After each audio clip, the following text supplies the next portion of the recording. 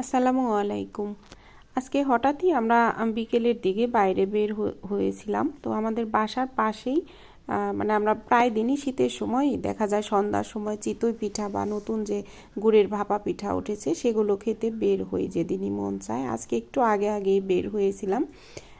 তো বের হওয়ার পরে আমাদের যে সামনেই যে বাসার একটা ছোট্ট খালের মতো আছে, সেখানে নতুন একটা ব্রিজ হয়েছে। এখানে আগে কাঠের সেতু ছিল আর কি। তো সেটা দিয়েই পার হতে হতো, আর একদম যেটা আমাদের কলেজ বরাবর ছিল সেটাই শুধু পাকা যে ব্রিজগুলো হয় সেটা ছিল। তো আমরা হঠাৎ করে এই দিক দিয়েই পার হচ্ছিলাম। খুবই সুন্দর করেছে, অনেকেই এখানে বিকেলবেলা ঘুরতে আসে। তো দেখতে আসে আর কি, নতুন যে কলেজে পড়ে মেয়েরা ওরা এখানে দাঁড়িয়ে থাকে। তো আমরা আজকে এখান দিয়ে আসছিলাম, দেখেন খুবই সুন্দর হয়েছে মোটামুটি। তো পুরাটা কাজ কমপ্লিট হয়নি জন্য এখনও আর কি ওইভাবে আছে, কিন্তু সেতুটা চালু হয়েছে, পার হওয়া যায়। তো এখানে এসে খুবই একটা ইন্টারেস্টের ঘটনা ঘটলো। তো আমরা এখানে বেশ কিছুক্ষণ ছিলাম দাঁড়িয়ে, ভালোও লাগতেছিল দেখতে। চতুর্দিকে নিচে খালটাতে মোটামুটি ভালোই পানিও ছিল। তো ঘুরে ঘুরে ব্রিজটাতে দেখতেছিলাম। দেখতে দেখতে এখন মানে প্রায় মোটামুটি 1 ঘন্টার মতো এখানে আমরা ছিলাম।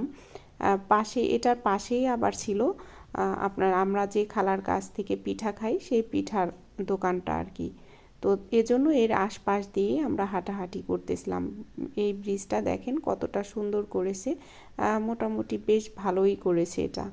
মানে যেখানে একটা কাঠের সেতু ছিল সেখানে মোটামুটি ভালো করে ব্রিজটা করা হয়েছে। তো এখানে থাকতে থাকতে হঠাৎই একটা ভাইয়ের সাথে আমাদের দেখা হলো। তো দেখা হওয়ার পরে দেখলাম যে উনি বেশ কিছু আর কি ছাগল নিয়ে এখানে ছাগল চড়াচ্ছে আর কি।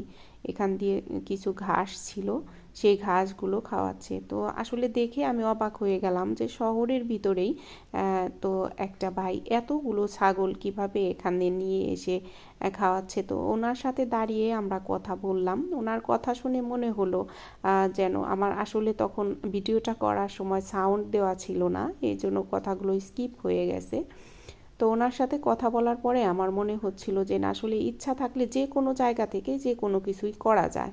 তো উনি মানে একদম স্বল্প পুঁজিতে ওনার এই মানে ইটা শুরু করেছে খামারটা। উনি ফার্স্ট একটা ছাগল কিনেছিল, যেটা মানে মেয়ে ছাগল ছিল আর কি, মহিলা ছাগল। তো সেটা থেকেই উনি আস্তে আস্তে দেখেন কতগুলো ছাগলের মালিক হয়েছেন। ওনার প্রায় 10 থেকে 15টার মতো এখন বড় বড় ছাগল আসছে। তো উনি এই আশেপাশের যে মানে পুকুর পাড়ের যে ঘাসগুলো হয় এগুলোর মধ্যে বিকেল হলে এই ছাগলগুলো উনি চড়াতে নিয়ে আসে। মানে এগুলো আবার উনি সবসময় এই ছাগলগুলোর সাথে থাকে জন্য ছাগলগুলো মানে উনি যেদিকে যায় সেই দিকেই যায়, ওনার অতটা কষ্টও হয় না। তো ওনার সাথে কথা বললাম, উনি বললো যে প্রায় দিনই নাকি উনি বিকেল মানে প্রতিদিনই এদিক দিয়েই ওনার ছাগলগুলো নিয়ে আসে। দেখেন দেখতে ছাগলগুলো এতটা সুন্দর ছিল, আমি মানে এই ছাগলের জন্যই এখানে প্রায় 1 ঘন্টা দাঁড়িয়ে দাঁড়িয়ে দেখেছি। আর প্রত্যেকটা ছাগলই বেশ বড় বড় হয়েছে। তো মনে হচ্ছে যে এগুলো উনি যে কোরবানির সামনে যে কোরবানির ঈদ তখন যদি বিক্রি করে তাহলে বেশ চড়া দামেই উনি ছাগলগুলো বিক্রি করতে পারবে। তো এখানে দেখেন অনেকগুলো ছাগল, প্রায় 15টার মতো ছিল।